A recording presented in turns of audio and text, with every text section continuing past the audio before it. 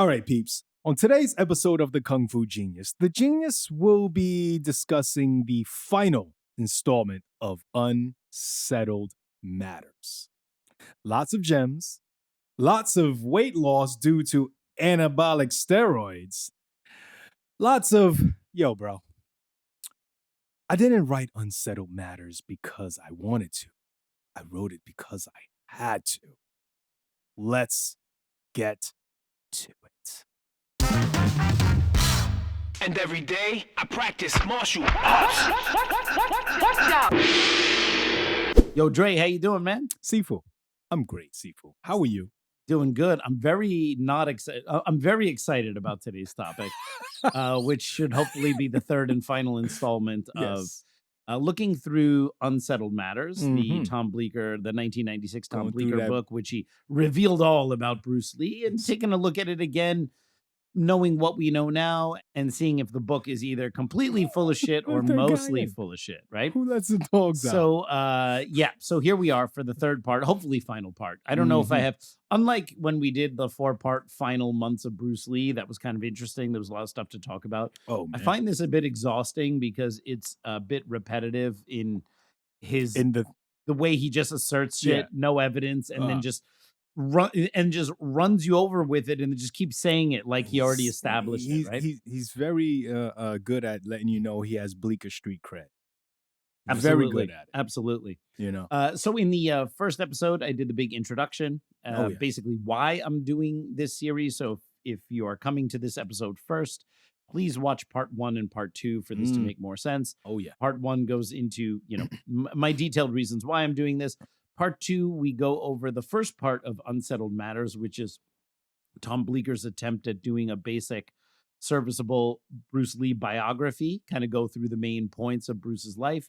As I discussed in that second part, he does hit some of the major bullet points that, the Wong Jack Okay. Man fight, Ed Parker, this, blah, blah, blah, blah. But then The basics. we'll quickly run over that stuff to then insert a bunch of Hmm. negative, backhanded compliment shit, stuff to just kind of put Bruce Lee down without making it seem so obvious, but it is kind of obvious. Whoa. But he always wants to have that ability to, if you call him on, he's like, hey, bro, I'm just telling facts here, bro. It just happens that his selection is done in a very, very specific way to get the audience to read something where into I'm Bruce from, Lee. they call that, yo, you think you slick. Yeah, you think you're slick, You think you exactly. Right? slick, man. Now, the first part was a number of chapters. I think it was like 7 chapters going through his life. I wanted to do all of that in part 2, but we didn't get to it. But we were already at the hour 15 mark, and I was exhausted talking about this shit. So I'm Brain gonna was very melting. quickly try to finish the biographical part, and then get into the second half of Bleecker's book, which is, I suppose you could say all the juicy stuff. Yeah. Although it's juicy like a rotten tomato. So let's very quickly pick up where we left off, which was chapter 4, which was about the big boss and Fist of Fury. Yeah. So he discusses things that we've discussed before, like about the contract, Bruce's $15,000 contract and so on and so forth. So there's really nothing new there. And when I say there's nothing new there, that's not a knock on Tom Bleecker's book. I'm just saying there's a number of topics that we talked about very recently in that final months series, which then doesn't really bear us repeating it here because people common can watch knowledge that at and this get point, it there. yeah. What I am going to talk about is the stuff that he like you have the facts and then you have the shit Tom Bleecker adds, which is never sourced or cited. He mentions Bruce's weight loss, a weight loss that we don't see, and that there are no receipts other than Tom Bleecker said it. We do know that Bruce did have weight loss in general in Hong Kong. This is something that I talked about with John Little. We had weight loss in Hong Kong. Yes, exactly. I I've talked mean, about it multiple yeah. times. I eat like an asshole in I Hong know. Kong, and I Yeah. always lose weight because I'm walking all over the place. You're sweating like a whore in church It's with the humidity. so humid. And also so active. We do a lot of training. Oh, We yeah. get up in the morning. We train. We every go here. morning. We go there. Yeah. So if you implant Bruce's very heavy schedule and training schedule and everything that he's doing, it's normal that he would be losing some weight in hot ass Hong Kong. It's also not. It's also not true, as many people think, that Bruce Lee bulked out like crazy when he went to Hong Kong because, and we have discussed this before, so I don't want to harp too much on it. But John Little was actually the one, he corrected me in real time on this, I think in our second interview here on the podcast where we talked about Bruce's training methods. Because I said, oh, well, when Bruce Lee went to Hong Kong, he had like a kind of a renaissance of his body, like a rebirth of it. Like he now became this ultra jacked dude where he was always really fit. He had abs, he had chest, he had, he had arms. He was never a big guy, but a strong guy. But it seems that in Hong Kong, his physique kind of went to the next level. And John Little showed me a photo of Bruce Lee in 1969. So when he was still in California. Right. And then he showed me a photo of Bruce Lee shirtless on the set of The Big Boss. Right. And when we compared it, there's only 2 years difference. But Bruce's physique was actually the same. The same. Where size-wise. Where I think we start to see Bruce's physique get really interesting, in my opinion, although it definitely starts in Fist of Fury, is in Way of the Dragon when he's out there on the balcony and he has that lat spread. But if you'll notice, Bruce doesn't have more muscle than he had earlier. He's less fat. He has less fat, certainly less water. His body fat percentage is most likely lower than it was before. What Bruce Lee's body fat percentage? It's on the record. It's there's no no one on the knows. record. They didn't have they didn't use DEXA No, they scans didn't do back it, then. no. You would have to estimate it, which is very difficult to do. There's some people famously like Coach Greg Doucette here on YouTube where he says he has his laser eyes. He's also a pro bodybuilder. So he's actually really good at assessing people's body weight just by looking or body fat percentage by looking at them. I can't claim to have anywhere near that level of expertise, but I would definitely say that during the Hong Kong period, especially Enter the Dragon, but throughout the entire Hong Kong period, Bruce was in single-digit body fat. Yo. So like 8, 9? Or yeah, I mean, just anywhere low, from, well, wow. It's easy to make a case that he was in closer to 5 and 6 during Enter the Dragon, but that isn't dangerous. It is, although there is some research to indicate that certain people, certain body types can withstand very low percentages of body fat. Interesting. Maybe not the average person, but like to say that a certain percentage of body fat is dangerous for everyone is actually not true because it's individual. A certain percentage of body fat, especially when we talk about single digit stuff for men. Women generally have higher percentages of body fat anyway, but when we're talking about men, most men who would be in mid single digits would not be in good shape. They would be sleeping horribly. They would just in general be uncomfortable, most likely very irritable and very hungry. But there are some people who can withstand and tolerate that, but it's not everyone. I remember being on the subway years ago and some jack guy, he was across and he looked like he had like no body fat on him. And I'm just like, whoa, like every muscle was striated. Yeah. But it looked like, yes, he goes to the gym a lot. Yeah. But he just looked like he had like some weird condition. It's possible, but I mean, also look, genetics factors so deeply into this, right? Take 2 Chinese martial art movie stars, take Bolo and Bruce Lee. They do not have the same genetics. Bruce Lee could have worked out like Bolo, and he never would have gotten Bolo's physique. Right. Bolo could have worked out like Bruce Lee, and he would have never gotten Bruce Lee's physique. So the thing is, these things are very individual. Bruce Lee was someone who, in my opinion, had a very, very strong tendon to muscle strength ratio, which is why he was generally considered much stronger than he should be for his body weight. Right. I think that had a lot to do with his extreme tendon strength, which gave him an edge, but he didn't really have a lot of size. And I just, when people talk about him getting super, super jacked, what they're really noticing is a lower percentage of body fat, holding less water in his body, and his muscles popping out more. Because if you actually look at him size-wise, or you look at photos during Way of the Dragon, where I would say he probably had his best physique during the Hong Kong time period. And then you look at him at that same time wearing clothes. So not like with his shirt off shooting some scenes with Chuck Norris.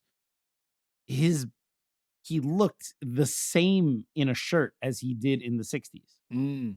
So I think that it's mostly a matter of, well, also, what is the main difference between how you see Bruce's physique in the films versus how you saw them in the 60s? In the 1960s, you mostly saw his physique in black and white photos.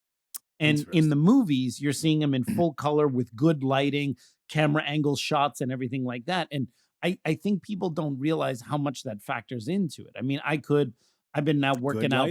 I've been working out now for about 6 weeks, so I'm getting back in shape. And I can easily, with the right lighting, look a lot more muscular and bigger than I actually am. And with different lighting, I can make it look like I'm completely out of shape. Oh, like you can it's very easily manipulated based on lighting and other factors. So I think people are looking at Bruce's physique in the films with like rose-colored glasses. He's definitely more striated, but he's not bigger and he's not more jacked. His arms are not bigger in Way the Dragon than they were in 1968. He doesn't have like all this arm size suddenly. It's just you see the muscle more. Wow. So anyway, Tom Bleecker in Chapter 4 claims that Bruce is having tremendous weight loss. Actually, in Big Boss, he looks exactly the same as he did 2 years prior. He says that Lo Wei became concerned with Bruce's indiscriminate drug use, claiming Lo Wei stated this publicly. Okay. Where? Mr. Bleecker, can you... I mean, I'm not saying it didn't happen. Look, I'm not saying it didn't happen. It very well may have. But this is a problem that is persistent in Bleecker's writing. He'll say this, claiming Lo Wei stated this publicly, and there's no reference to in this newspaper, in this edition, in this magazine, on this, nothing. He just says it. Now, it's possible Lo Wei said this. I want to know where, because I have not seen it. I doubt very highly that Lo Wei spoke publicly of Bruce's indiscriminate drug use while they were trying to make Bruce a big star at Golden Harvest. Remember, Lo Wei doesn't have his own film company yet. He got that in 1975. He's still an employee of Raymond Chow at Golden Harvest. So rocking the boat.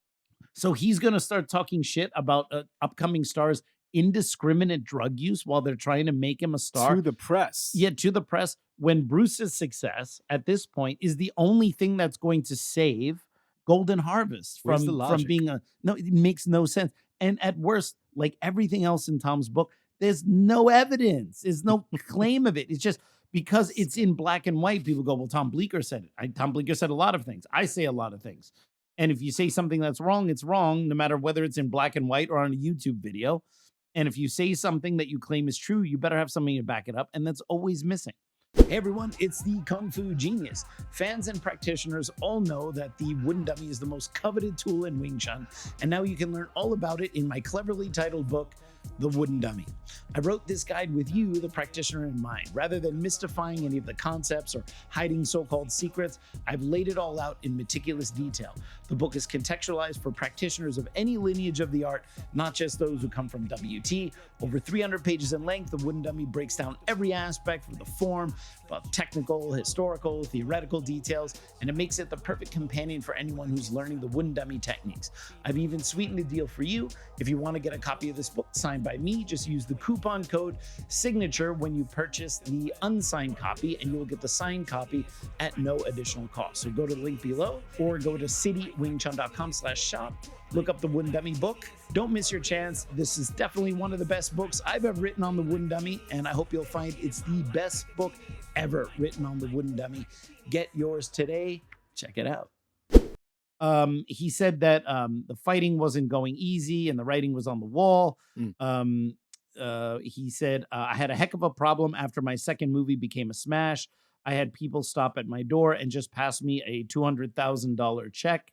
When I asked them what it was for, they replied, don't worry about it. It's just a gift to you. I didn't even know these people. They were strangers to me. So Bruce is saying a bunch of people are coming up to him with checks for $200,000. So obviously the implication is that these are triads who are trying to pay him off or trying to get him on in their books or whatever it is, right? But again, it could be true But the problem is everything else that comes from so Bruce Lee said this one thing. Hey, there's a bunch of weird people coming up to me, offering me checks for stuff like this. Of course, I don't take it. And then Tom Bleecker says, these individuals to whom Bruce referred to were neither producers nor strangers. They were members of organized crime. Maybe, possibly both. But at what corner of your ass did you pull that information from? Can we please reference something, someone, an article somewhere, or do we just have to take your word for it? All right. In the early 1970s, the Sun Yi-on triad exercised significant control over many production companies because, among other factors, their members were either heavy investors or shareholders in public companies holding controlling interest. That's a fact about Sun Yi-on. Where's the connection between that and Bruce Lee? Okay, it's kind of like these guys were triads. And here's some random fact about triads. Therefore, connection. It makes. All right. I mean, it's just makes it true. It's ridiculous, right? He is the weaver. He is the weaver, right? Now we go to chapter 5, which is Way the Dragon. This chapter starts with Triad Oath number 13, because Tom Bleecker's a real expert on triads. He's got to copy shit out of triad books. He talks a lot about irrelevant triad history. It's funny when he has nothing to say about Bruce, but he wants to prop up that he knows something. He'll insert the history of colonial Hong Kong or the insert of triads or something, and then make no connection to that and what we're about to read next. It's just here's a couple things I copied out of a book that makes it seem like I know something about triads. Okay, let me talk about triads. Interesting and then, formula. Then he talks about bad feng shui in Kowloon Tong because of Bruce's name. And that the fortune teller, apparently, who came to the house at the time they bought it, was gravely concerned. All right. Now, you missed this because you were not in the first episode, but Mikey and I talked heavily about Tom Bleecker's belief in spiritual bullshit like psychics and fake nonsense. Probably believes in astrology too. Feng shui. Yeah. And so, of course, the Chinese are superstitious about all sorts of things, right? And feng shui, a lot of people are, is something that actually started as a practice that was feng means wind, shui means water. All right. When you see it spelled feng shui, that's a Mandarinized in Cantonese, feng shui, which basically is just wind and water. Wind and water. And this was designed by or developed by farmers in the old days, right? Because if you're going to grow crops, you have to make sure that the crops get enough water, not too much water, just enough. They get sunlight, not too much sunlight, just enough based on the type of crops. And China in general has always had a problem with arable land, meaning China's land in general is not great for growing crops. Because just for multiple throughout China has many different climate zones and many different types of terrain, but in general, it's not the best place for produce. Oh, wow. So it's a very delicate balance to grow crops in China.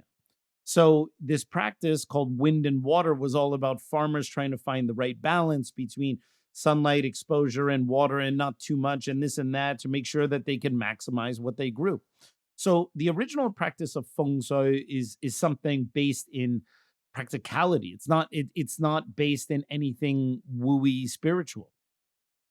But then over time, these things have a tendency to accrete superstition, and then to become part of Taoist geomancy, as they call it. And then now you have this low pan compass, which you turn around and you have to blend the 5 elements and all this kind of stuff, right? I remember when I opened my school, I read an article in Kung Fu Tai Chi magazine about does your Kung Fu school have the right feng shui? And I'm like, I don't know. So I read it and it said, and it was a very kind of superstitious side of feng shui. And it said you're the different directions are water and fire and this and that or whatever. So on the side that's fire, which I think is south, you should have red stuff. And on the stuff that's water, on the wall that would be water, it's blue. You don't want to have fire colors on the blue side of your school.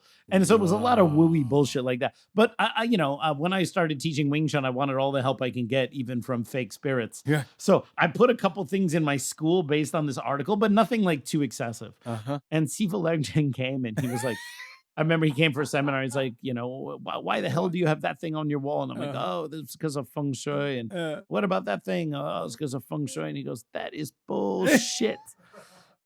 And then he goes, and it's so funny because Siva Learning is very, he's very anti-superstition, anti-magic. He's a debunker of a lot of those things, right? Which I think doesn't make him popular because a lot of Chinese Kung Fu people love to believe in wooey bullshit, right? Because it's the last thing they have. They only need to get their asses kicked by a boxer one more time for them to fully dig in. Like, yeah, but I still have magical power somewhere. And there's a guy in China who can stop you with his finger, right? The incredibly shrinking abilities of these old Kung Fu masters and how they have to then be put somewhere where no one can see them and find them anymore, right? But Siva Learning told me something. He was like, no, feng shui is a very practical thing. He said, for example, let's say you have your wooden dummy very close to like a hot water pipe. And then like in the winter time, there's a lot of hot water running up and down that pipe and it starts to dry out your dummy. He goes, that's bad feng shui. He goes, it's about putting things where they make sense. Putting things where there's like a logical flow and where something is not going to literally disrupt something else. But he said, no, but it's none of this like, oh, you have to have the color stuff and you have to hang the Choisan, which is like the god of money or whatever. He goes, if hanging the god of money in your school was all you needed to bring you money, then everyone in China would be rich because they all have this stupid statue in their house, right?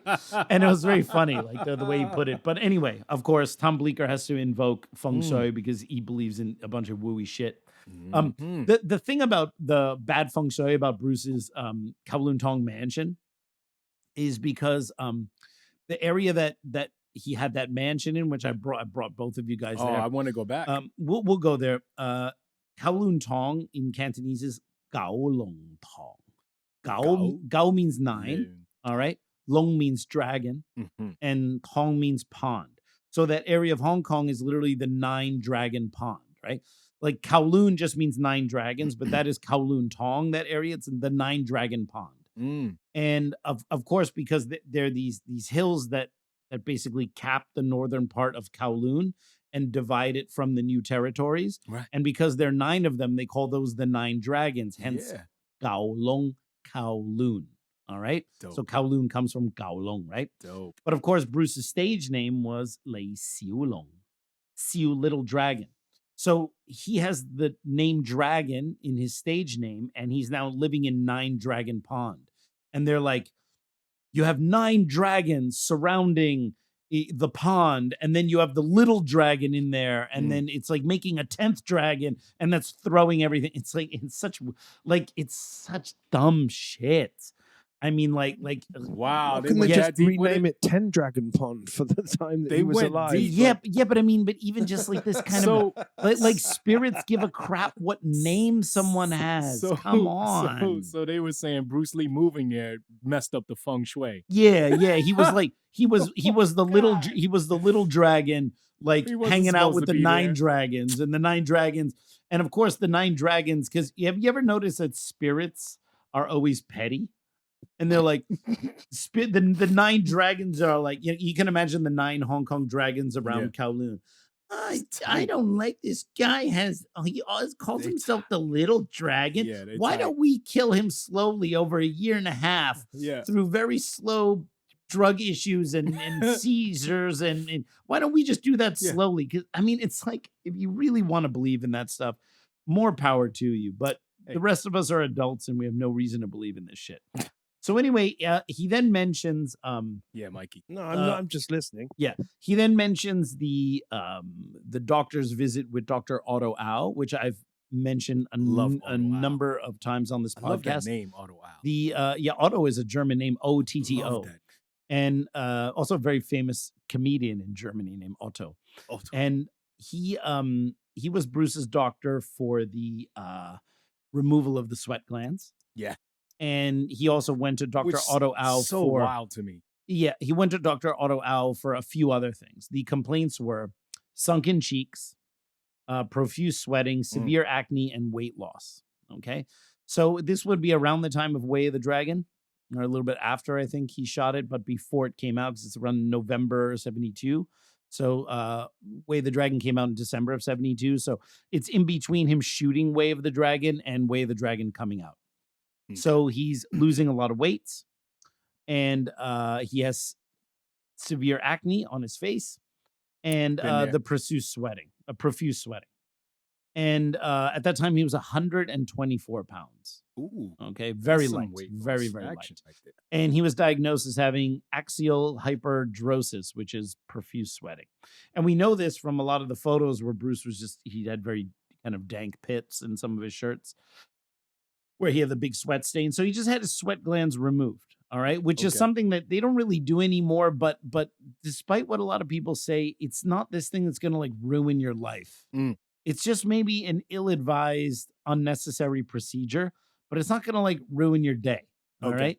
For having gotten it done. The medical name makes it sound crazy though. But now comes the part where in Tom Bleecker's book, the record literally scratches and stops. He goes, following Dr. Au's diagnosis, Bruce was admitted to the Canosa Hospital where Au surgically removed the sweat glands under Bruce's arms. This is something we knew about. After which he advised Bruce to begin eating a balanced and proper diet and prescribed medication for acute anxiety. Tragically, 34 years ago, due to the scarcity of scientific information on the subject, Dr. Au failed to associate Bruce's complaints to his use of anabolic steroids. Okay, so here's where I have to go.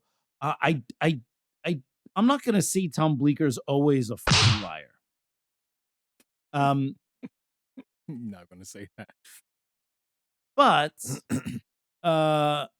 this is the part where I went, excuse me, because remember, I reread this book, okay? I read it back in the 90s. I maybe read it once or twice in the 2000s, and then I never picked it up again until it came time to do this review, right? Yeah. I have a PDF of it, okay? Because my hard copy that I had, I loaned it to someone. I never got it back. I don't know. Someone has my Unsettled Matters, all right?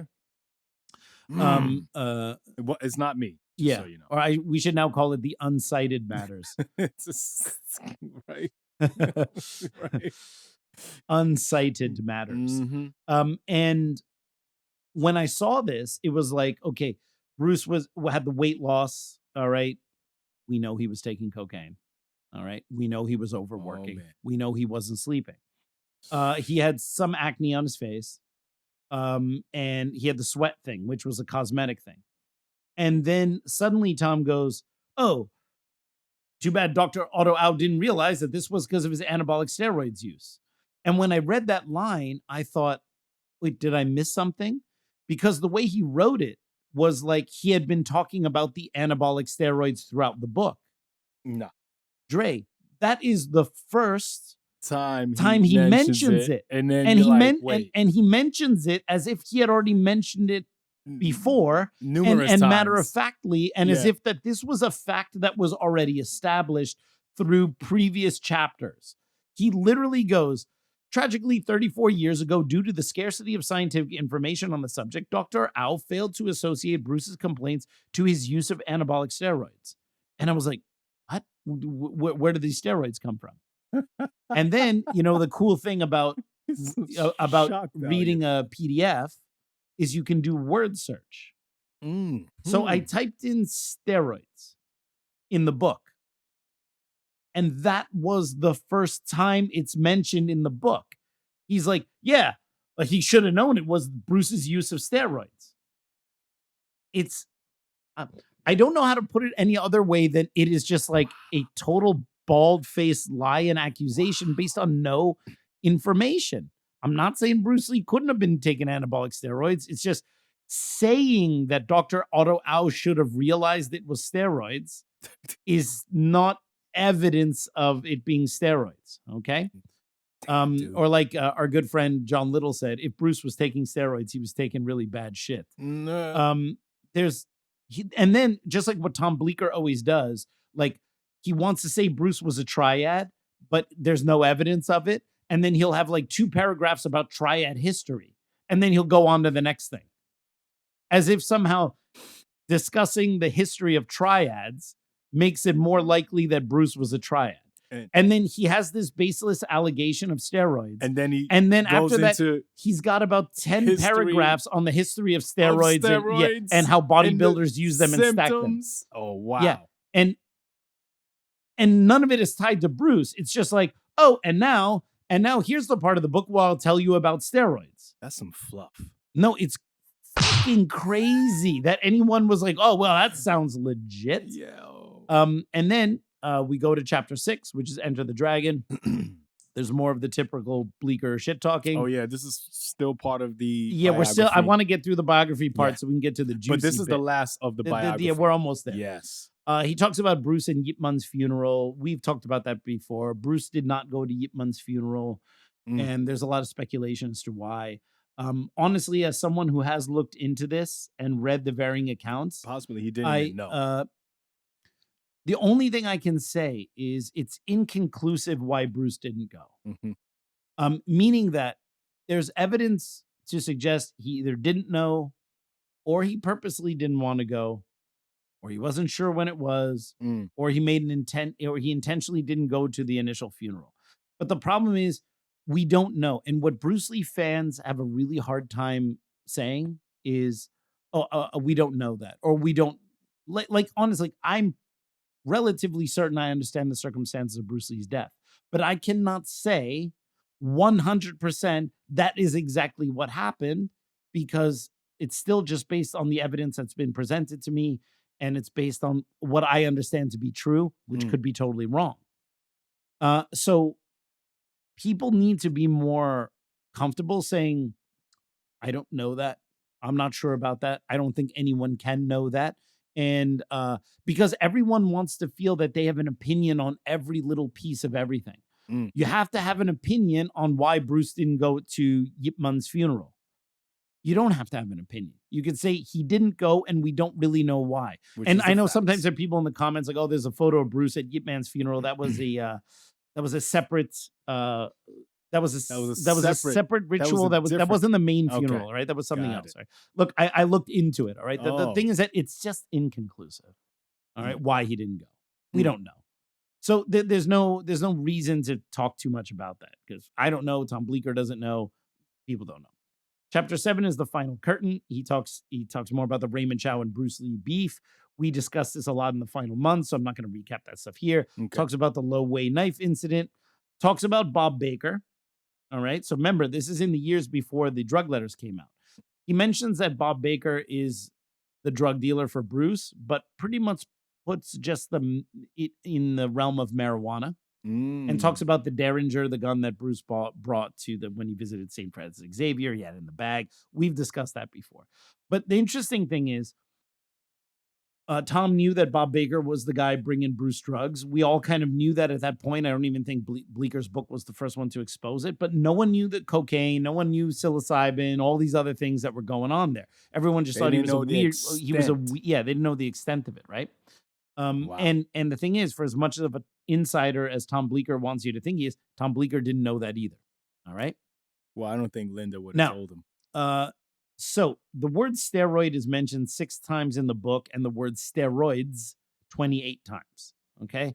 So we have 34 mentions of steroids throughout the book. All right. Like I said, it began with the visit to Dr. Otto Au, with the complaints, the weight loss, all that kind of stuff. And then suddenly he drops that baseless accusation like, oh, Dr. Otto Au didn't realize it was Bruce's use of anabolic steroids. I feel like, okay, if he was on steroids, as much as he worked out, wouldn't his muscles grown more? Yeah. So I'll get into that. Yeah. Because this is, besides the nonsense about like his kidneys and the adrenal failure, which is also baseless without evidence, this is, I would say, the main bombshell. Not the fact that Bruce was eating hash brownies and stuff. Everyone knew about that shit. None of that is even remotely controversial. He didn't hide it. The main, well, it's not that he didn't hide it. It's just everyone knew. Okay. But the main thing that is controversial, I would say, is his allegations that Bruce was in, some kind of renal failure with his kidneys because of cortisone shots, and he was taking steroids. So if you really just boil down all the shit out of Bleecker's book, which is 99% of it, The only thing that sticks as anything new and novel is but the cortisone shots, but his kidneys and the steroids. Okay. They're like, if you really want to boil it, that's the only thing where we go, you smuggling in some true facts doesn't allow you to then smuggle these things without any kind of scrutiny. Smuggle. So, yeah. So I went back and I looked at all the varying mentions of steroids. Like I said, he spent close to 10 paragraphs discussing the history and use of steroids, right? Like he does with the triads or colonial Hong Kong or whatever it is, to make it seem like he's some expert. But none of that history ties into but then how did you get from that to Bruce Lee taking steroids? You know what I mean? If I gave you the history of Queens in all this detail, only to insinuate that you had once robbed a bank in Queens. Dre had once robbed a bank in Queens, and now let me spend 5 paragraphs telling you about the history of Queens. How did you find out about that? Yeah, but you see what I mean? It's like, then Who's why? the source? Well, no, but what does the history of Queens have to do with you robbing a bank in Queens? Okay, so I mean, but that is like every argument in Tom Bleecker's book. Here's an accusation with no evidence. Now let me give you the history about this thing that I'm talking about, not tied into the accusation I just made. I just felt it was the easiest bank. Yeah, so it was kind of ridiculous. So, so here's the thing. I did some research on my own. All right. In the early 70s, the main steroids that bodybuilders would take was Deca and Dianabol. All right. Now, mind you, I'm not a steroid genius. Okay, but I actually But during the pandemic, I got really fascinated with those natty or not videos, like Greg Doucette and More Plates, More Dates, because I didn't know anything about like steroids and that kind of stuff. So I wanted to know, how can you tell if someone is taking steroids and not? And I went down this rabbit hole, even though it's not like something I'm personally interested in. Right. It became this like very interesting rabbit hole to find out what things are possible when you are natural, not on PEDs, versus what PEDs can do for you. And how can you tell if someone is on performance enhancing drugs to the best of your abilities, right? So I did, became a very armchair in this subject, right? But I looked up the specific, let's say, side effects of Deca and Dianabol, all right, which would have most likely been the steroids that Bruce would have had access to back then. So, so here we go. I'm going to guess it was one of them was starting to look like me on the top so of the head. So here we go. Reduced sperm count. All right. That was nothing Bruce ever complained about. Had his 2 kids, no problem. Infertility. Had his 2 kids, no problem. Yeah. Shrunken testicles. Well, he only had 1 apparently, and that one worked pretty well. Right. Erectile dysfunction does not seem to have ever been an issue with Bruce Lee. Hair loss. Erectile function. Yeah. He had massive erectile function. Hair loss. Was Bruce losing his hair? Damn. Breast development. Like the bodybuilders get that gyno. All right. Okay. Where they kind of start growing the breast tissue from taking it's a reaction to all the extra testosterone. It's called gynecomastia. Yes. So have you ever seen a photo of Bruce with extra breast action? tissue? No. Increased risk of prostate cancer? We don't know. Severe acne. There's one. Okay. Stomach pain, heart attack or stroke? Nope. Liver or kidney problems or failure? Not at the autopsy. High blood pressure? I have we don't know Bruce's blood pressure, but there's a reading from about 2-3 years earlier where it was like 110 over 70s, pretty normal. Okay. Blood clots. And now fluid retention, meaning water retention, meaning bloat, meaning literally the fucking opposite of what he went to Dr. Otto Au for. So now we only have 2 things on this list, okay, that are even remotely related to why he went to Dr. Otto Au. One is the acne, and the other one is the weight loss. But these drugs are going to give you bloat. When you see people who take steroids for the first time, they get puffy as and there is no point in Bruce's career, and he was very well photographed, where you could say Bruce puffed out with a lot of water and then his body adapted and he went back to normal. There are no puffy Bruce photos anywhere. And the shit that they were taking back then Nowadays, the drugs are a lot more powerful, but they're also a lot more sophisticated. And the athletes who take those drugs know how to take this with this to counteract this. Back then, they used to just blast their faces off. They didn't know the difference, right? Like an experiment. So you would have seen a massive change in Bruce's physiology if he started blasting on these drugs. Wow. And you don't see that. As a matter of fact, you see the opposite. He lost water weight, and steroids famously make you bloated, okay, with water. Then the other thing is the severe acne. Bruce had some pimples on his face, okay? But when we're talking about severe acne in steroid users, we're talking about the acne they get on their bodies. Have you ever know? Do you know about that? That people one of the side effects of taking backne, right? Mm-hmm. And so we have tons of photos of Bruce with his shirt off. He never had acne on his body. He had a couple of pimples. You can even see in Fists of Fury a couple on the close-ups in the new prints. So, but that is not the kind of severe. But that is not the kind of acne that you get from steroid use. And he doesn't have the bloat, and none of the other things on that list did Bruce even have. And then I decided to look up what are the reasons for acne in grown men. All right, like why would a grown man get acne? Okay, one, hormonal changes. As men have fewer female hormones to suppress male hormones, the effect of these hormones can become evident, such as increased oil production and thicker facial oil. This hormonal change in men comes mostly from stress. Got it. Okay. And which can lead to increase in cortisol and to like inflammation and worsen acne.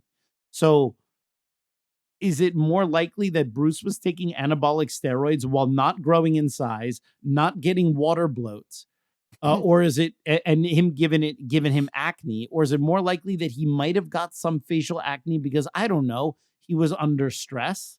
When we did those final months of Bruce Lee, did it sound like Bruce's life was anything but stress at that point? Okay. But no, bro, it was clearly the anabolic steroids. He was taking them shitty ass steroids. Right. And then another reason is genetics. Like if your parents had acne, you might have it. I don't know about that. Greasy or oily substances, who knows? Friction or pressure on the skin, contact irritation, and other factors. Now, the other factors why a man might get acne as an adult are heavy sweating and humidity. So is it more likely that Bruce got acne as an adult because of heavy sweating and humidity and perhaps increased cortisol because of stress? Or that he was taking the world's worst fucking steroids that gave him no extra muscle mass and were making him lose weight like a maniac? So which one is true? I'm not a medical doctor. I can be totally wrong. But Tom Bleecker's also not a medical doctor, and his shit doesn't even look like he looked it up when he put it in there. Damn, dude. So, world's worst steroids. Yeah. So, decadianabol, the steroid of the 70s, caused body fluid and water retention. And people will often see an increase in their weight. How funny, but that was the opposite of why Bruce went to the doctor. It creates bloating. Bruce didn't have that. Can also cause excessive hair growth. Now, did Bruce suddenly have more body hair than before? No. And there you go, right? So this is what we're dealing with. Like he says it without any evidence. And then when we say, okay, well, what are the actual effects of dianabol versus what Bruce had? It literally doesn't line up. Okay, it does not line up. So anyway, that more or less 1 plus 1 doesn't equal 70. Yeah, unless you're Terrence Howard. And 1 times 1 equals 2. Yeah. And so anyway, that concludes the first part, the biography. Okay. So now we get into the juicy shit. At least what he thinks is the juicy stuff. I find it probably the least interesting shit in the book because I find the whole book relatively uninteresting. Yes. So we go from the juice to the juice. The juice to the juice. Yeah. Yes. So part 2 is the estate of Bruce Lee. Okay. So chapter 8. So here we have this like pervasive theme in the book, which I've mentioned before, that Tom always wants to have his cake and eat it too. The South China Morning Post quoted Raymond Chow as saying that Bruce Lee was a sick man in those final months, revealing the May 10th collapse. So here's something that I'm not 100% sure. I talked to John Little about it just a few hours ago, and which was the May 10th collapse, all right, which we talked about multiple times. Yes. It seems that was not, that didn't really make it to the news. Okay. Oh, yeah. They kept that under wraps. So obviously people who worked with Bruce Lee at Golden Harvest and Warner Brothers, they all knew that something had happened. And for sure, there were insiders that knew something had gone wrong. And I'm sure Bruce Lee was like, don't let anyone know. Yeah, but there was nothing. It seems that it didn't really make it into the papers. Or if it did, maybe it was brushed over as like a minor health thing, right? After Bruce's death, like he says here, Raymond Chow, and the South China Morning Post is like the main newspaper in Hong Kong. He said that, Raymond said that Bruce Lee was a sick man in those final months, and he revealed the May 10th collapse. And of course, Tom Bleecker is like, he asks rhetorically, like, why has Raymond suddenly become a wealth of misinformation? Saying that the May 10th collapse was a secret is, he's basically saying it wasn't a secret and everyone knew about it. And the truth is, like, well, okay, well, where's the big expose on Bruce Lee having a collapse on May 10th before his death? Right? And then it's like, yeah, maybe a lot of people knew about it in the circles of Warner Brothers and Golden Harvest and a few people around Bruce Lee. But to say that this was open knowledge, it doesn't seem to be the case. And then he's going like, why is Raymond giving such misinformation out there? And it's like, Tom Bleecker, as I talked with Mikey in the first episode, is the world's worst detective. All right. He's Sherlock Sloan. I mean, he's the worst. All right. He's kind of wondering why Raymond is saying this. And I'm going like, first of all, Raymond wants to protect, he just lost Bruce Lee. He wants to protect this asset to his company to a certain degree. And Bruce Lee died suddenly at 32 when he's supposed to be at the top of his health. So how about maybe telling people that he was actually sick for 2 months would make Bruce's death seem less sudden and less mysterious. So I go like, yeah, I mean, like, oh yeah, people want to know why the guy who was healthy died suddenly. And then Raymond's like, well, actually, he had been having some health problems for a couple months. Seems not only is it actually true, but it also seems like a pretty solid PR strategy. And don't forget, Raymond Chow used to do PR for Shaw Brothers. Okay. But Tom Bleecker is totally perplexed about this misinformation. And then it's kind of like, what is the misinformation? Tom Bleecker, throughout his entire book, tries to paint Bruce Lee as someone who is always unhealthy. His undescended testicle gave him a wide range of hormonal effects, and his bad eyesight, and he's awkward as and and he's taking steroids, and he's raging, and he's on weed all the time, and his adrenal failure because of the cortisone shots. He's literally trying to paint Bruce as someone who is, at least for the last few years, in perpetual bad health. And now Raymond Chow says in an article that Bruce was in bad health in those months. And he's like, why is he giving misinformation? And then in other parts of the book, Tom Bleecker wants to assert gently that foul play was involved. And what you see in Bleecker's book is that even Bleecker cannot make up his mind. Was Bruce just a total picture of ill health that was just propped up by smoke and mirrors, and he was dying and sick and eventually just croaked? Or was he not, and someone killed him? If you asked Tom, if Tom Bleecker's book was a person and you said, so was it foul play or was Bruce in really shitty health? Bleecker's book would say yes, because he doesn't make it clear. All right. And not in a way where he's like, well, I'm not sure, and this is the limits of my possible knowledge. He's just saying, I want to be the guy to accuse Bruce of all this bad health shit, but also have the foul play in there. It's like he doesn't have the balls to decide on one theory.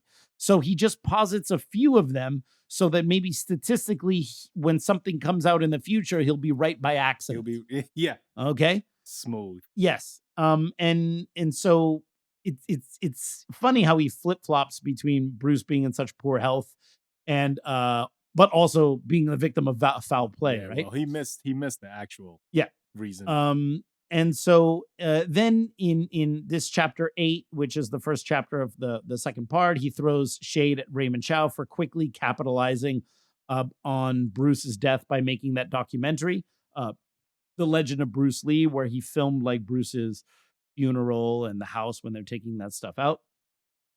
And that documentary also talked about Bruce's indiscretions.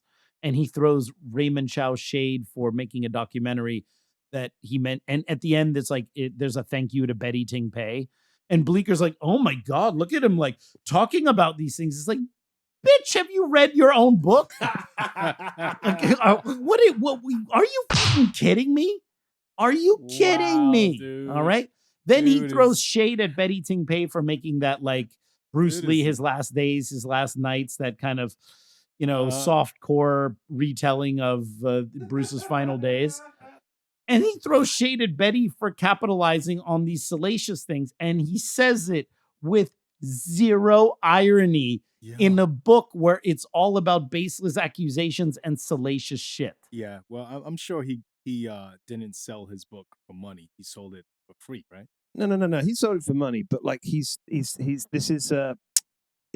in what's the term? Well, it's public service, isn't it? And like in the public interest. That's it. It's in the public interest. Yeah, so we know this stuff. So like it's in the public interest that he tells the truth, because the truth hadn't been told before then, and it had zero to do with the fact that he was like kind of cut out of Dragon the Bruce Lee story. Yes. So what if you could transport back in time for a front row seat into the life and legacy of one of the most respected Wing Chun masters in history? Gong Sao Wong, a tribute direct students on Sifu Wong Sun Leung, offers you just that. Through a series of exclusive conversations, 25 direct students share anecdotes, reflections, and personal stories offering in-depth understanding of the man behind the legend. Order your copy today across 12 Amazon marketplaces with free shipping. I absolutely love this book, and I think you'll find it an indispensable part of your collection. I can't recommend it enough. Get yours today. Go to Amazon, type in Gong Sao Wong, and there you go. Oh, yeah. So now we go to chapter 9. All right, the coroner's inquest. All right, he starts with a wicked quote from everyone's favorite Austrian. I'm not going to say his name, but let's just say it rhymes with Adolf Hitler. Yo. Oh wow! Yeah, he literally starts with an Adolf Hitler quote. Germany's biggest celebrity. Import from Austria. Yeah, Germany's biggest import from Austria. Wow. And then he goes right into a non sequitur about triad involvement and corruption in the police force. Again, one of the things that's one of my weird little wheelhouses.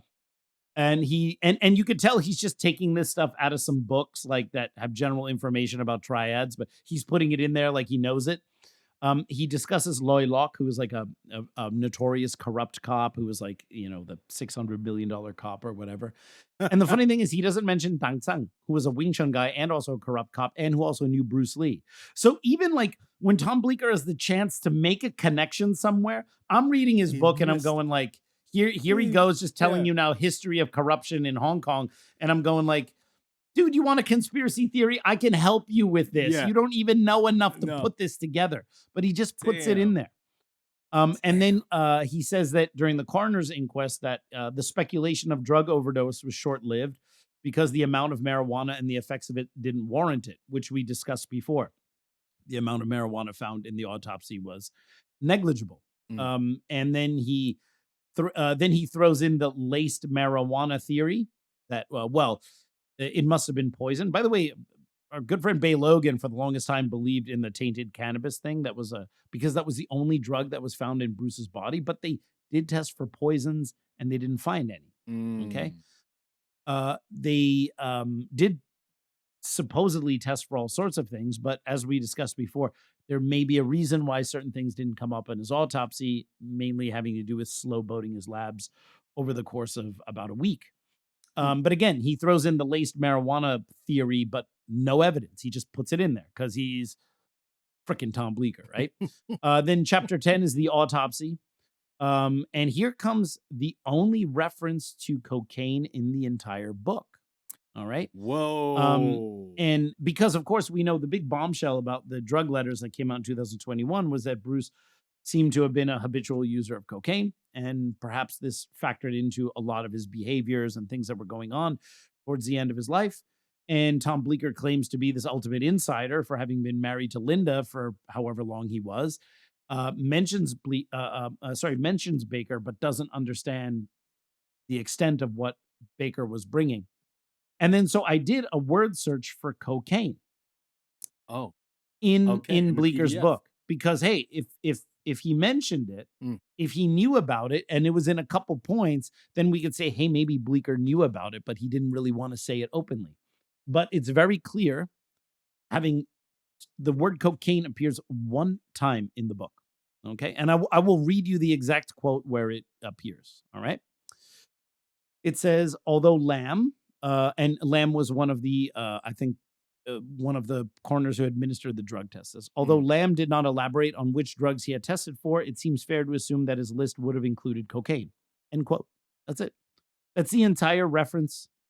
That's the only time cocaine was even mentioned in the book. So he didn't know about it. All right. And the cocaine stuff changes a lot of what we understand about Bruce's final months. And so, of course, we do know that the issue with testing cocaine in a toxicology report is that it very quickly dissolves and becomes untraceable, especially with the methods that they had back then. So Bruce is in the morgue for a couple days after he dies. Then the autopsy is performed. Then the labs are made. Then the labs are sent to New Zealand. Okay. Which added an extra 5 days. So his blood work was not tested for at least 7 days after he passed away.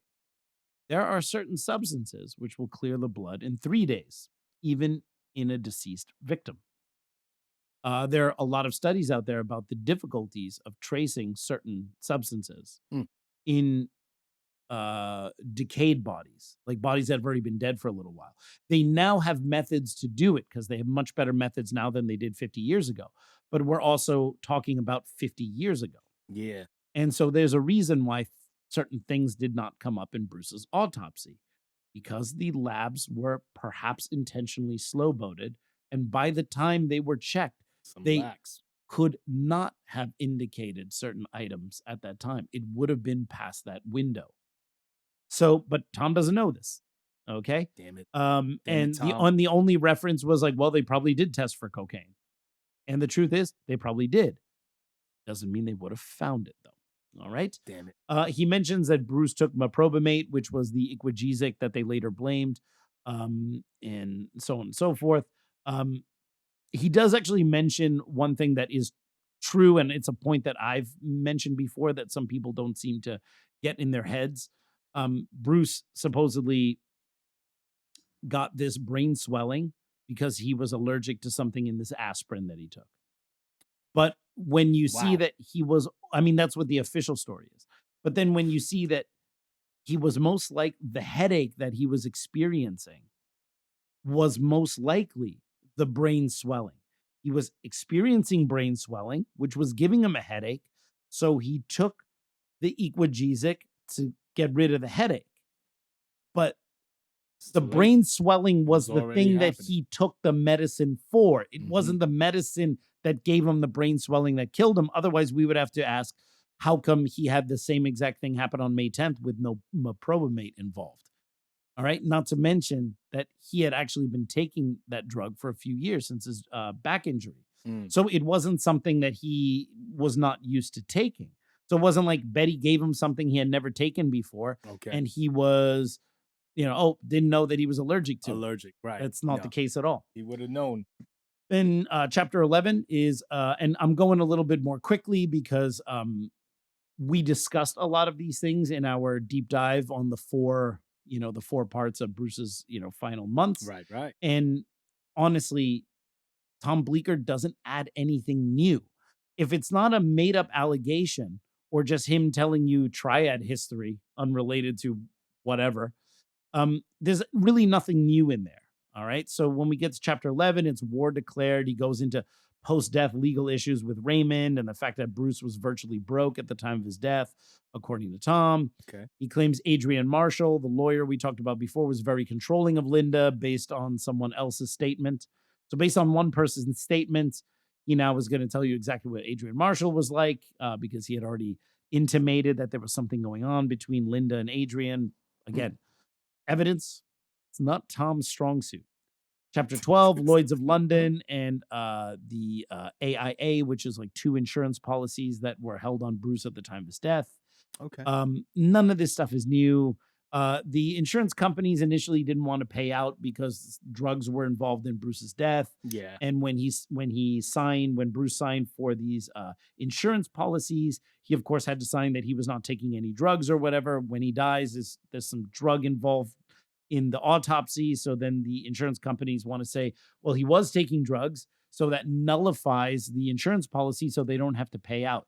That's why it was so important for them to not have drugs be the reason why Bruce died. Okay.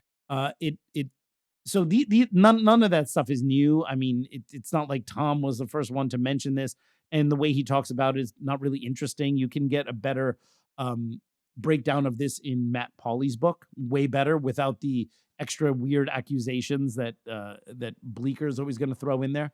The AIA policy was settled for half, which was like they got $100K, $75K going to Adrian Marshall, $25K going to Raymond. Obviously, from that $75K that went to Adrian Marshall, part of that is obviously being split with Linda.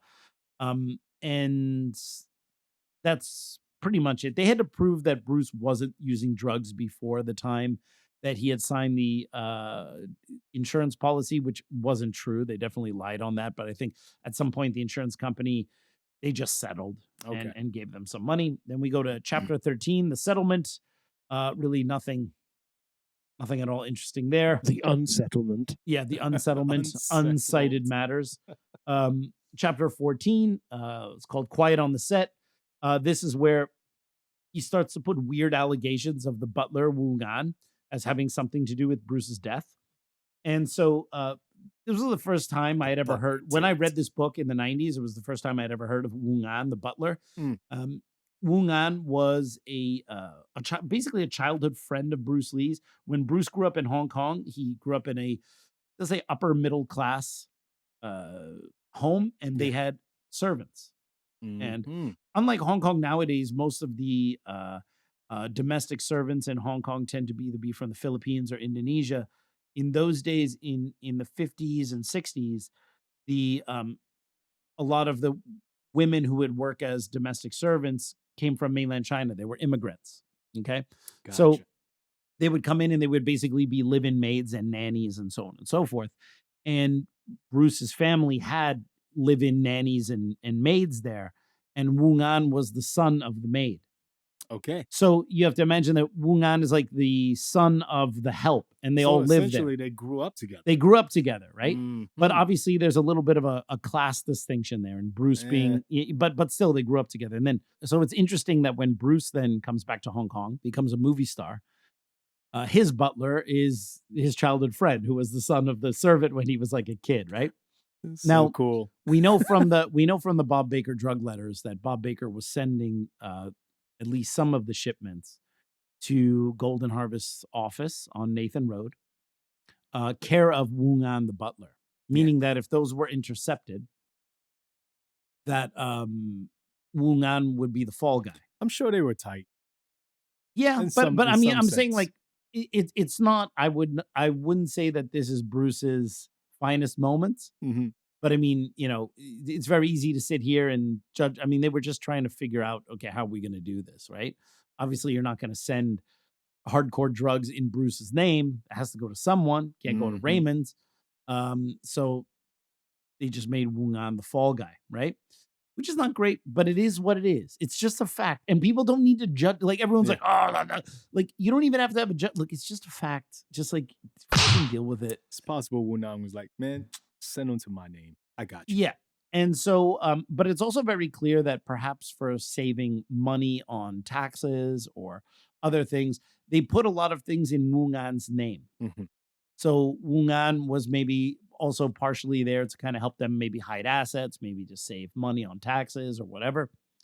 And when Bruce died, Wu Ngan basically was given a bunch of money and then he pieced out and I think he went to England. And then, so of course, what Tom seems to be alleging is like maybe Wu Ngan had something to do with it. Wait, who gave Wu Nan money? Wu Ngan got some money from the Bruce Lee estate. Okay. And I don't know what it is. Maybe it was just a little extra money to say, Like, hey, remember all that thank you. remember all that cocaine stuff? Like, Right. don't talk about it. Thanks for your services.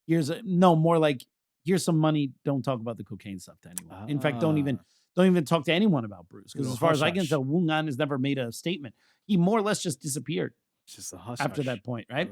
Okay. And so there's some weird stuff in there. The stuff in chapter 14 of Bleecker's book, it's not worthy of anything because he doesn't know that Wu Ngan was the guy that the drugs were being sent to. And then so he didn't know. He knows something is fishy, Uh-huh. but he doesn't know what it is. And Yeah. instead of him saying, I don't know what it is, but there's something about the butler, Right. he makes up a story and puts it in there in his typical way.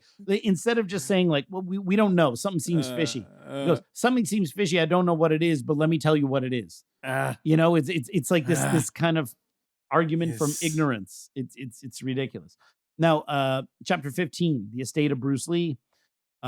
He throws some shade at Alex Ben Block's biography of Bruce Lee, which came out very early on, 74, like a year after Bruce died.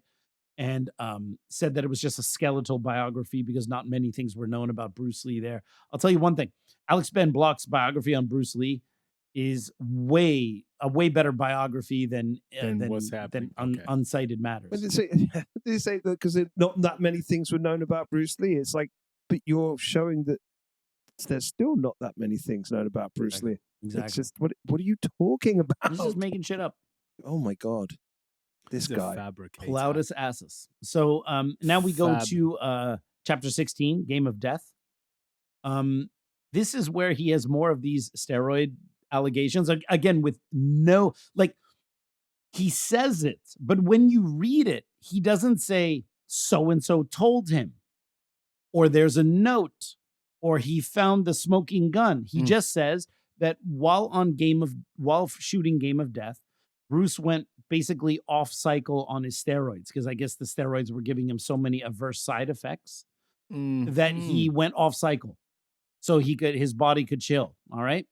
And because, you know, what happens when you go off steroids, you lose muscle mass. And then he claims that. That's the reason why Bruce doesn't take why he wears the tracksuit and doesn't show himself bare chested in Game of Death. Oh. And this is such nonsense because, first of all, he's wearing a tracksuit in the movie. That's his outfit. And then he's basically saying like, yeah, but how come he's not shirtless? Because in the movie, he's wearing a yellow tracksuit. Okay? But it's so weird. And then he says the reason is because Bruce had lost all of his muscle tone for Game of Death. He also says that Bruce didn't have his dynamic explosive energy. And, you know, that basically he was a withered POS during that shoot. Now, POS? I implore anyone who is a fan of this stuff to look at Bruce in the yellow tracksuit and tell me that he looks gaunt and that he looks like he is not filling out that tracksuit and that he has no muscles. Okay? Then look at the performances with Dan Inosanto, with Jihan Jay, with Kareem Abdul-Jabbar, and tell me that he's not, as according to Tom, he doesn't have his dynamic explosive energy. Have you seen the outtakes where he's trying to do the jump kick to Kareem and he's just doing it again and again and again and again until he gets it right? This guy's off cycle and has no power. And then some of the most amazing feats of strength that we have photos of Bruce doing were taken on the set of Game of Death.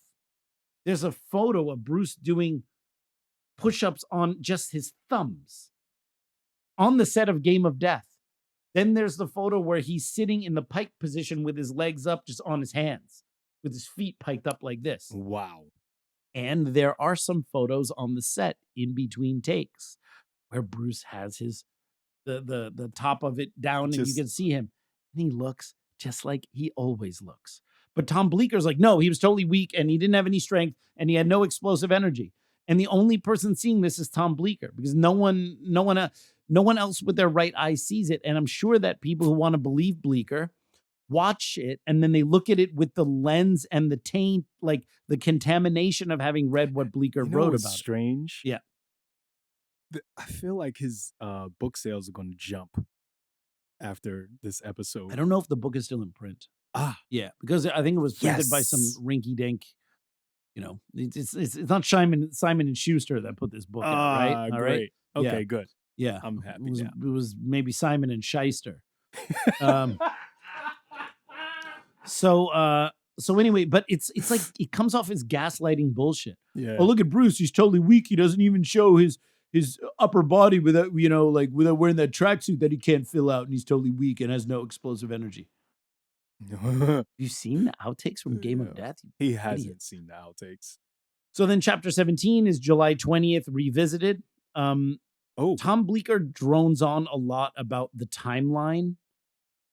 Because when you go, and we talked a little bit about this in part 4, I think. yes, we did. The timeline of the day Bruce Lee died, what time did he go over to Betty's? Was Raymond with him? Was Raymond not with him? When did they go up to Betty's apartment? When was the doctor called? When did Bruce fall ill? All of that stuff, there are massive discrepancies, okay, between what Betty says and what Raymond says and even what Linda says. And I don't personally put a lot of stock in that, okay? And Because of the reason is amount of this. discrepancy. Well, the reason is this. If you have 3 or 4 people involved in meeting someone, going somewhere, and someone happens to die, There's a and then lot you of ask them perspective. individually, so what time did you have lunch that day? yeah.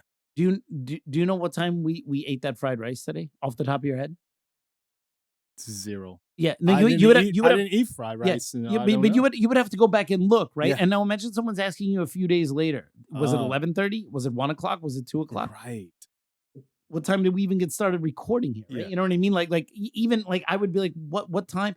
So You so have the, to go back and look. the idea that multiple people Mm. would have timelines that are at odds with each other Yeah. when you're not maybe looking at the clock every second of the day and then logging in, because Every if you don't know second of the day. if you don't know that you're going to be scrutinized in the future based on whether you know the timeline of what time you came here today, what time you left, Mhm.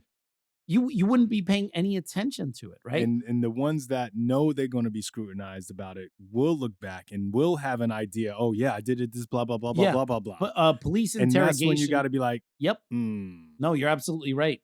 Police interrogation specialists will talk about Yeah. when there are too many details and specifics. That's also kind of a bit of That's- a red flag. Yeah. Right. So, so the fact that like there's discrepancies of a half hour or an hour here and there between the 3 of them, that's I don't go like, oh God, yeah, well, clear. I mean, they initially didn't want anyone to know that Bruce had died at Betty's place. I mean, obviously. Okay. So the first, and if not main conspiracy, was that they first said that he had collapsed at home and then went to the hospital. Okay. Then later they had to admit that no, it was actually at Betty's.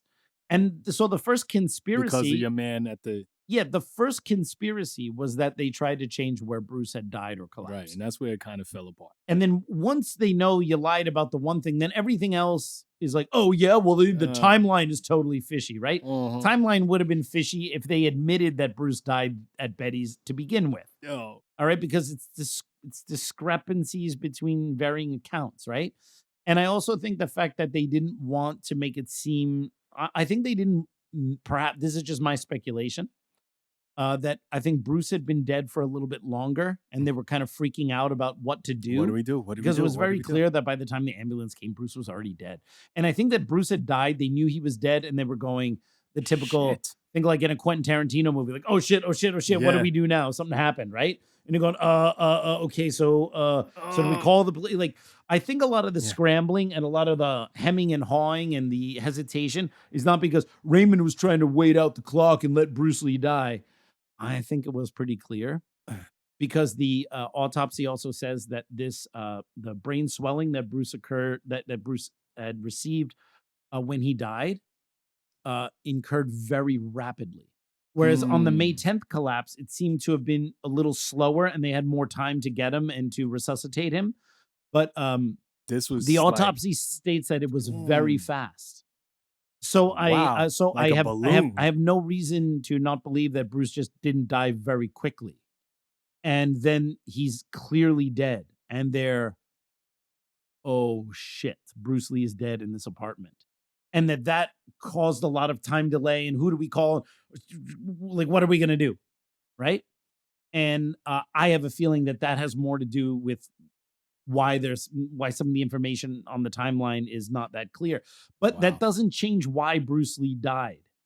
And Tom loves to get into like, well, so-and-so said they were there at 3:30, but actually before there was 4:15. And it's like, okay. It's not really that. It's not. That's the answers you're looking for are not there. Okay, in my opinion. Okay, and then chapter 18, the Devil's Due. There's more baseless steroid accusations, but again, no evidence.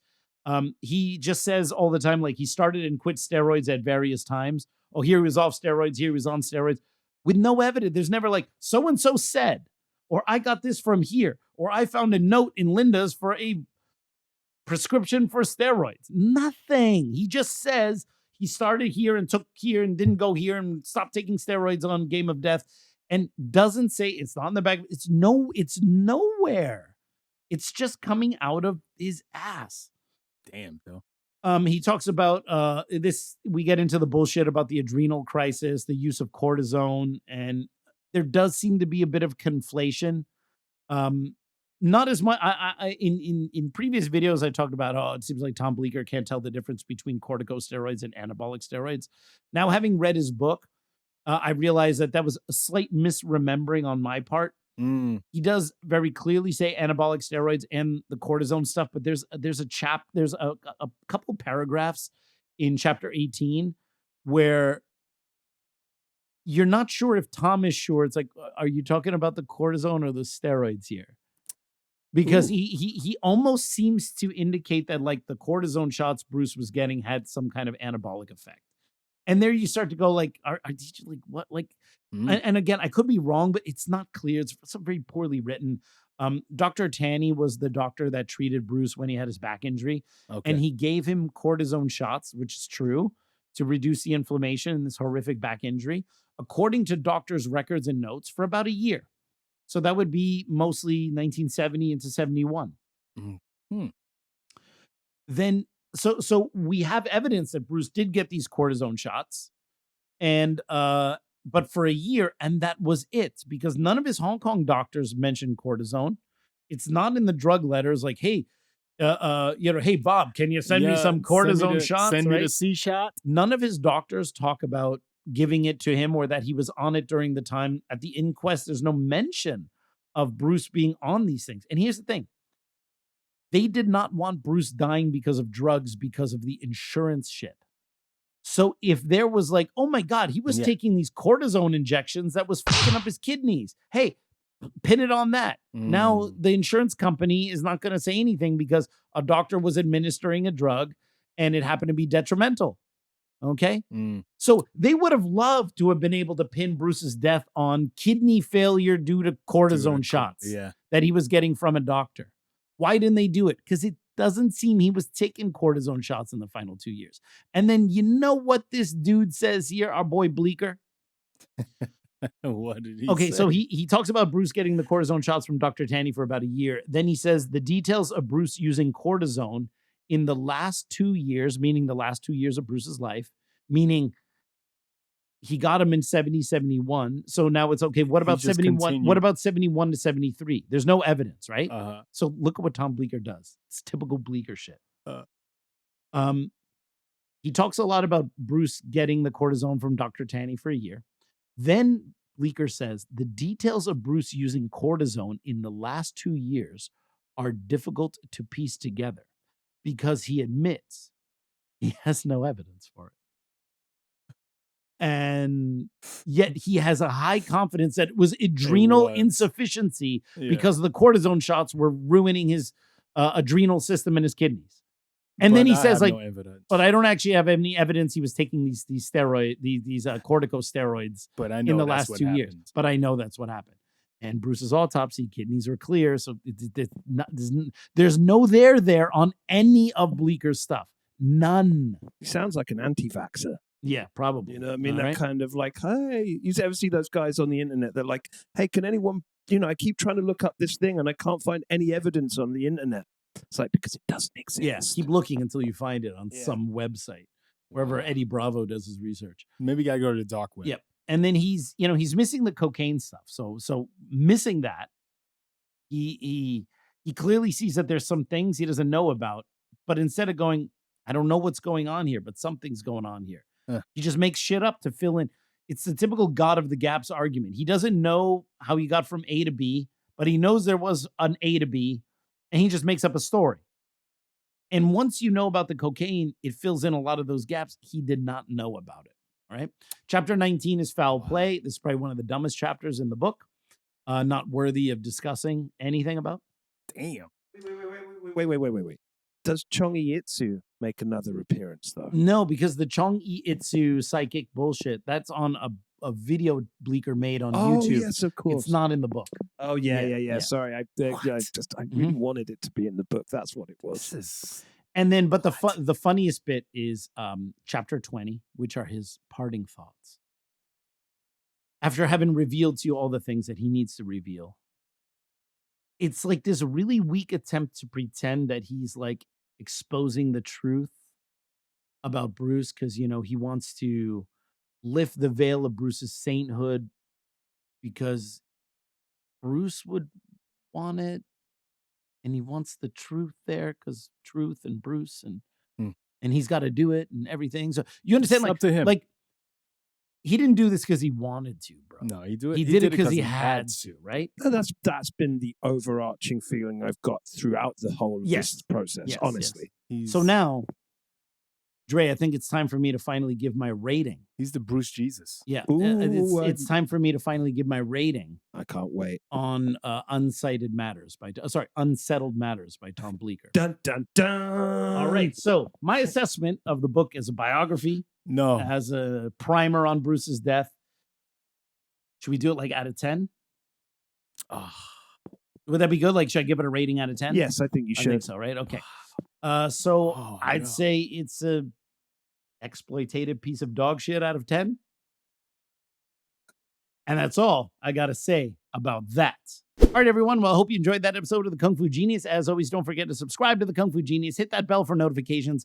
Let me know if you like this kind of content. Don't forget to support us on Patreon or here with YouTube memberships, or just put a comment and let us know how much you love this stuff. And as always, I'll see you guys next time. Word is I'm a kung fu genius. Technique speaks for me, not lineage. Forget Jet Li, cause I'm the one. Many call me seafood, but to you I'm sea gung. And I produce masters. You surpassed us. Your kung fu stiffer than corpse and caskets. City Wing Chun is the house I built. Violate the gate and your blood gets spilt. Alex, Richter, always the victor. All right, here we are. Who let the dogs out? Oh, jeez. You know, who let the dogs out? Who's let the dogs out? All right, here we go. Yo, Dre, how you doing, man? I'm great, Sifu. Or what was in this book that so many people just... Okay. What in the wacky world? Let's take it from the top. Just happened. All right. Excuse me. Okay. Let's do it again. Do it again. What in the wacky? What is your aversion to using the microphone? I love the microphone. You do not love the microphone. You are stepping further and further back and to the side. You see him all the time. All right, everyone. Well, I hope you enjoyed that episode of the Kung Fu Genius. As always, don't forget to subscribe to the Kung Fu Genius. Hit that bell for notifications. Let me know if you like this kind of content. Don't forget to support us on Patreon and in... let me do that. Do your talking through my whole outro. Try not to talk during my outro. So brutally fucking funny. All right. I couldn't.